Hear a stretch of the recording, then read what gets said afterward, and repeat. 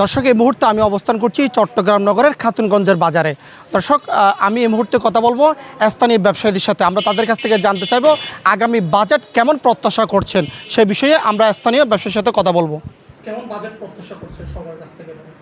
জি, তো আমাদের যে আমদানি, যেটা আমি বলছিলাম যে আমদানির যে ব্যাপারটা আগে ছিল, মূলত আমাদের নিত্য প্রয়োজনীয় দ্রব্য বলতে যা বুঝাই, আমরা তো অনেকটা আমদানি নির্ভর দেশ। আমাদের সিংহভাগ জিনিসটা আমদানি করতে হয়, এটা ভারত নির্ভর ছিল।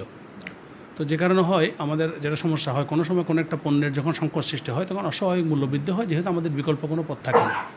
তো সরকারের কাছে আমাদের প্রথম প্রত্যাশা হচ্ছে আমাদের আমদানিটা প্রতিযোগিতামূলক হোক। আমাদের পার্শ্ববর্তী অন্যান্য দেশ যা আছে, মিয়ানমার আছে, বার্মা, পাকিস্তান আছে, চায়না আছে, বিভিন্ন দেশ থেকে যদি আমাদের আমদানির প্রভিশনটা শুধুমাত্র ভারত নির্ভর না হয়ে প্রত্যেকটা দেশের সাথে যদি একটা আমাদের নিয়মিত একটা আমদানি রপ্তানির যদি সম্পর্ক থাকে, সেক্ষেত্রে আপৎকালীন সময়ে যখনই কোনো পণ্যের ক্রাইসিস হয়, উৎপাদনজনিত কারণে, অন্য যে কোনো কারণে হোক, আবহাওয়াজনিত কারণে, তখন আমাদের একটা বিকল্প ব্যবস্থা থাকে। পণ্যের অতিরিক্ত যে অস্বাভাবিক মূল্যবৃদ্ধিটা তখন নিয়ন্ত্রণ করাটা অনেকটা সহজ হয়।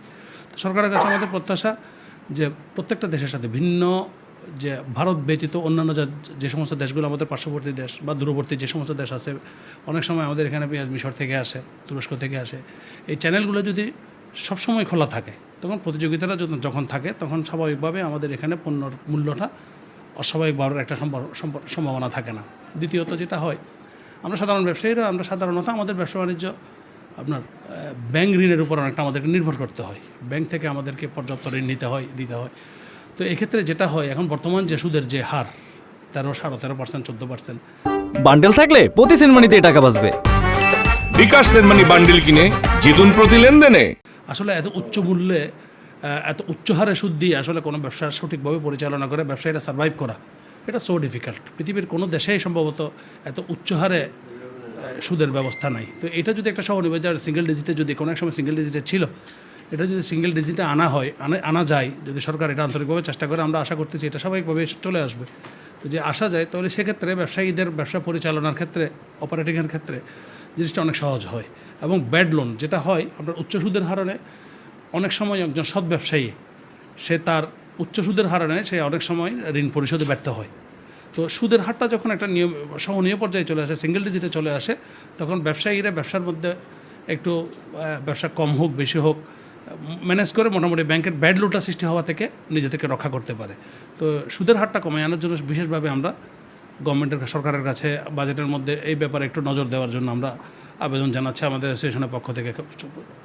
আর তৃতীয়ত, একজন চট্টগ্রামের ব্যবসায়ী হিসাবে, চট্টগ্রামের মানুষ হিসেবে, আমাদের চট্টগ্রামের একটা অনেক বড় একটা আসলে আমাদের চট্টগ্রামের কান্নাই বলা যায় যে আমাদের ফৌজদারহাট এলাকাতে সীতাকুণ্ডের শেষ প্রান্তে আমাদের একটা স্কেল বসানো আছে, যেটা চট্টগ্রাম থেকে যে কোনো পণ্য বের হওয়ার ক্ষেত্রে 13 টন পণ্য সরবরাহের একটা বাধ্যবাধকতা আছে। তো সেক্ষেত্রে যেটা হয়, আসার সময় আবার দেখা যায় 22 টন 25 টন। এটা আসার ক্ষেত্রে খুব একটা প্রতিবন্ধকতা হয় না, যাওয়ার ক্ষেত্রে হয়। তো এখন চট্টগ্রাম বাংলাদেশের প্রধান আমদানি বন্দর, তো এই বন্দরে পণ্যটা আসবে, এখান থেকে সারা বাংলাদেশের সরবরাহ হবে, এটাই স্বাভাবিক। এখন যদি এখান থেকে পণ্যটা যাওয়ার ক্ষেত্রে তার 13 টনের একটা প্রতিবন্ধকতা থাকে, তো স্বাভাবিকভাবে এটার যে পরিবহন ব্যয়, পণ্যের যে পরিবহন ব্যয়, এটা অনেকাংশে বেড়ে যায়। আমি যদি 20 টন 22 টন একটা যে নিতে পারি, ওইটার ভাড়া যদি 20,000 হয়, এটার জন্য হয়তো 18,000 ভাড়া দিচ্ছি আমি 13 টনের জন্য। তো সেক্ষেত্রে আমাদের পরিবহন ব্যয় বাড়ার কারণে আমরা ব্যবসা বাণিজ্যের মধ্যে বড় ধরনের একটা ক্ষতির মুখোমুখি হচ্ছে। তো এই জিনিসটা বাংলাদেশের অন্যান্য অঞ্চলেও আছে, একেবারে তা না। তবে আমি যতটুকু জানি এই 13 টন কোথাও নাই। যমুনা সেতুর এখানে সম্ভবত একটা স্কেল আছে, ওইটার লিমিটেশন হচ্ছে 22 টন। তো এইটা একটা, আমি মনে করি সারা বাংলাদেশের মধ্যে এটা একটা অনেক বড় ধরনের একটা বৈষম্য। চট্টগ্রামের জন্য এটা একটা বৈষম্য। আর চট্টগ্রাম বলতে যেটা বুঝে, আমি চট্টগ্রাম ওইভাবে বলবো না, চট্টগ্রাম হচ্ছে যে একটা সারা বাংলাদেশের একটা অংশ। চট্টগ্রাম ক্ষতিগ্রস্ত হওয়া মানে সারা বাংলাদেশ ক্ষতিগ্রস্ত হওয়া। আপনি একটা জিনিস দেখেন, বাংলাদেশের প্রধান বন্দর হচ্ছে চট্টগ্রামে, তার মানে গভর্নমেন্টের সবচেয়ে বেশি রেভিনিউ কালেকশন হয় চট্টগ্রাম থেকে। ব্যবসা বাণিজ্যের প্রাণকেন্দ্র চট্টগ্রাম থেকে সবচেয়ে বেশি আয়কর, ভ্যাট, আপনি সব ক্ষেত্রে সরকারের যে রাজস্ব, এটা সরবরাহ হয় মূলত, যে কালেকশনটা হয় এটা মূলত চট্টগ্রাম থেকে। তো চট্টগ্রামের ব্যবসা বাণিজ্য মন্দা হওয়া, খারাপ হওয়া মানে সারা বাংলাদেশ দুর্বল হওয়া।